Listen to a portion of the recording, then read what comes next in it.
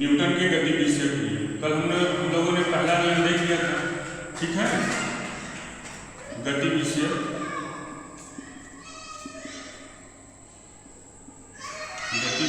नियम हम लोगों ने कल पहला नियम देख लिया था। आज दूसरा और तीसरा, ठीक है ना। देखो एक और बढ़िया क्वेश्चन पूछा जाता है कि न्यूटन के प्रथम नियम से किसकी परिभाषा मिलती है। तो याद रखना, न्यूटन के प्रथम नियम से बल की परिभाषा मिलती है, ठीक है ना। अब यहाँ पर हम देखेंगे दूसरा नियम। तो दूसरा नियम समझने से पहले समझेंगे समय क्या होता है, मोमेंटम क्या होता है, ठीक है ना। समय क्या होता है, तो देखो इससे सीधी सी परिभाषा होती है कि द्रव्यमान और वेग के गुणनफल को क्या कहते हैं, समय। समय बराबर क्या हो गया, द्रव्यमान गुणे वेग। समय को b से प्रदर्शित करते हैं और द्रव्यमान को और घूमते, यानी द्रव्यमान और वेग के गुणनफल को समय कहते हैं। चलो समय का मतलब होता है, एक तरह से हम ऐसे समझ सकते हैं कि चोट लगना। क्या चोट लगना, जैसे जिस मान लो कि क्लास में पढ़ते हो तुम लोग, अगर मान लो कुछैया होती है तो कुछैया के समय क्या करते हो, देखते हो ना कि डंडे का वजन कितना है, फिर देखते हो कि टीचर कितने वेग से मार रहा है, ठीक है ना। ये भी तो देखते हो कि कितने वेग से मूड कैसा है सर जी का ना, और कितने वेग से डंडा चल रहा है। तो हम क्या देखेंगे कि डंडे का वजन कितना, कितने वेग से वो चल रहा है। तो जितने तेज से चलेगा, जितना उसका द्रव्यमान रहेगा, तो चोट उतनी ही तेज लगेगी। यानी समय का मतलब क्या होता है, चोट लगेगी, चोट लगेगी, ठीक है ना। हमको हम इस तरह से इसको समझ सकते हैं, ठीक है ना। तो द्रव्यमान और वेग के गुणनफल को क्या कहेंगे, समय। अब देखो इसमें जैसे तुमसे अगर न्यूमेरिकल वाला चीज पूछा जाए तो भी बता सकते हो। जैसे मान लो कह जाए कि किसी वस्तु का द्रव्यमान जो है, किसी वस्तु का द्रव्यमान 10 किग्रा है। कितना है, 10 किग्रा। अगर वह वस्तु 5 मीटर प्रति सेकेंड के वेग से गति कर रही है, यानी वेग कितना दे दिया, 5 मीटर प्रति सेकेंड, ठीक है। तो कहेगा कि इसका समय कितना हो, बस कुछ नहीं करना है। तुम जानते हो समय p बराबर क्या होता है, यम गुणे v होता है। अब यम का मान कितना है, तो 10, v का मान कितना है, 5, 10 × 50, ठीक है।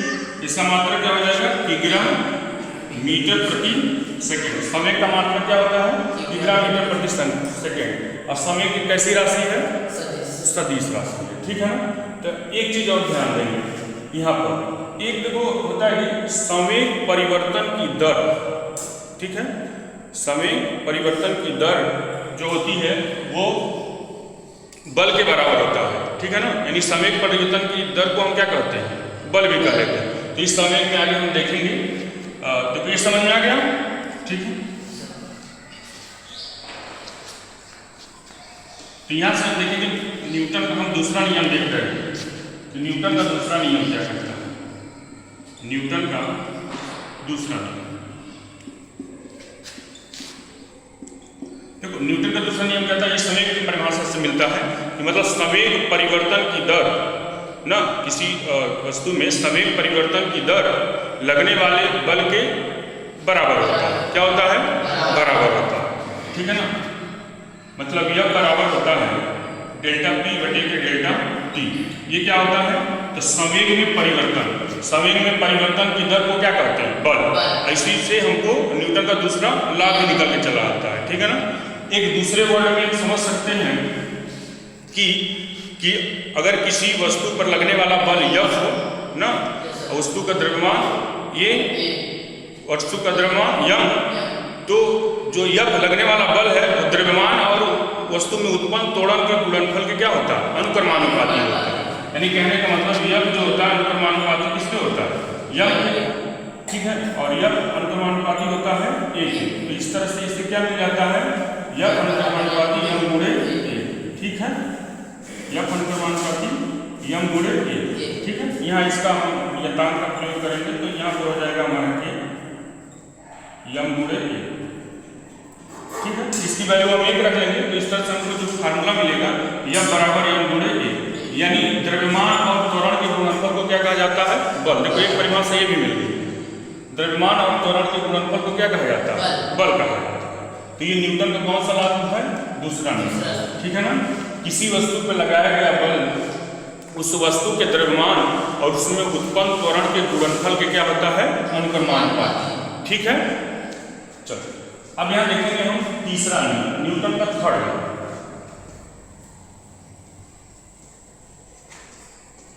ठीक है।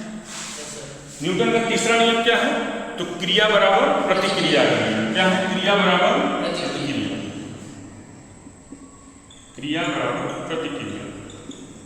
जो न्यूटन कहता है कि हम जिस वस्तु पर जितना बल लगाते हैं वह वस्तु भी विपरीत दिशा में उतना ही बल क्या करती है? आरोपित करती है, लगाती है। अब देखो नियम से ज्यादा इंपॉर्टेंट है इसके एग्जाम्पल को समझना कि हमारे दैनिक जीवन में इसके क्या क्या एग्जाम्पल हो सकते हैं। जैसे तुम पृथ्वी पे चलते हो, पृथ्वी पे चलते हो, तो पृथ्वी पे हम चलते हैं तो न्यूटन का थर्ड लॉ लगता है। कैसे? जब पृथ्वी पे चलोगे, पैर को आगे बढ़ाओगे तो जैसे दूसरा पैर बढ़ेगा तो हम पृथ्वी पे क्या लगाएंगे? बल लगाएंगे। यानी हम क्रिया कर रहे हैं तो वो भी विपरीत दिशा में क्या करेगी? प्रतिक्रिया करेगी। तो यहाँ न्यूटन का कौन सा लॉ लगा? थर्ड लॉ, ठीक है ना। यानी क्रिया बराबर प्रतिक्रिया करना। जैसे हम नाव पे चढ़ते हैं तो जब नाव से उतरते हैं तो उतरते समय क्या होती है? नाव पीछे की तरफ धक्का देती है। तो कहने का मतलब जैसे उतरेंगे तो हम अपने पैर से उस नाव पे क्या करते हैं? क्रिया करते हैं। तो नाव भी विपरीत दिशा में क्या करती है? प्रतिक्रिया करती है। तो यहाँ भी क्या हो जाएगा? न्यूटन का थर्ड लॉ, मतलब क्रिया बराबर प्रतिक्रिया करनी। उसी तरह जैसे बंदूक से गोली का छोड़ना, ठीक है ना। अगर देखो बंदूक जो होती है अगर सावधानी से न छूटे, ठीक है ना, तो क्या होती है कि पता चला कि हम ट्रिगर दबाएं तो हमने क्या किया? क्रिया किया, ठीक है। तो विपरीत दिशा में उतने ही वेग से प्रतिक्रिया करेगी। अब कभी कभी क्या होता है बंदूक पीछे भी घूम जाती है। मारना है सामने वाले को, मार लिया खुद को, ठीक है। मारना है सामने वाले को, मार लिया खुद को। तो उसमें क्या होता है कि बहुत मजबूती के साथ हमको हाथ से पकड़ना पड़ता है। क्यों? क्योंकि जैसे ही हम ट्रिगर दबाएंगे तुमने तो क्रिया कर दिया। अब न्यूटन का थर्ड लॉ क्या कहता है कि अगर किसी वस्तु पे तुम क्रिया करोगे तो विपरीत दिशा में प्रतिक्रिया करेगी। तो गोली जैसे छूटेगी तो विपरीत दिशा में क्या करेगी? प्रतिक्रिया करेगी ना। तो उसमें भी बहुत सावधानी बरतनी पड़ती है, ठीक है ना। तो यहाँ भी क्रिया बराबर प्रतिक्रिया। अब एक और एग्जाम्पल देखेंगे। जैसे घोड़ा गाड़ी होता है, घोड़ा जो गाड़ी खींचता है तो वो क्या करता है? पृथ्वी पर क्या करता है? बल चलने आगे जब बढ़ता है तो क्रिया करता है। तो उसके भी पैर के अपोजिट दिशा में क्या होता है? प्रतिक्रिया बल लगता है। तो यहाँ पर भी न्यूटन का कौन सा हो जाता है? थर्ड लॉ हो जाता है, ठीक है ना। ये न्यूटन के तीनों क्या थे? नियम। पहला नियम भी इसे रिवाइज कर लेंगे। पहला नियम क्या कहता है कि अगर कोई वस्तु गति अवस्था में है तो वो गति अवस्था बनाए रखेगी। अगर कोई वस्तु विराम अवस्था है तो विराम अवस्था में रहेगी, जब तक कि उस पर कोई बाह्य बल न लगाएगा। इसका हमने एग्जाम्पल भी देखा था, ठीक है। उसमें एक शब्द और देखा था हमने, जड़त्व, इनर्शिया। मतलब हर एक वस्तु में आलसी होता है, आलस सोचा छुपा होता है। एक शब्द और होता है कि मतलब जड़त्व जो होता है वो द्रव्यमान के अनुक्रमानुपाती होता है। जिस वस्तु का द्रव्यमान जितना ज़्यादा होता है उस वस्तु का जड़त्व भी उतना ही ज़्यादा होता है। समझ गए ना। जैसे एक मोटरसाइकिल का तुमको धक्का देना हो और एक तुमको कह दें कार को धक्का देना हो तो सबसे ज़्यादा बल किस में लगाओगे? कार में लगाओगे, क्योंकि उसका द्रव्यमान ज़्यादा है तो उसमें जड़त्व भी ज़्यादा हो। समझ में? दूसरा नियम हमने क्या देखा कि किसी वस्तु पर लगाया गया बल वस्तु के द्रव्यमान तथा उसमें उत्पन्न त्वरण के गुणनफल के अनुक्रमानुपाती होता है। तीसरा नियम हमने क्या देखा कि जब हम किसी वस्तु पर जितना बल आरोपित करते हैं वह वस्तु भी विपरीत दिशा में हमारे ऊपर क्या करती है?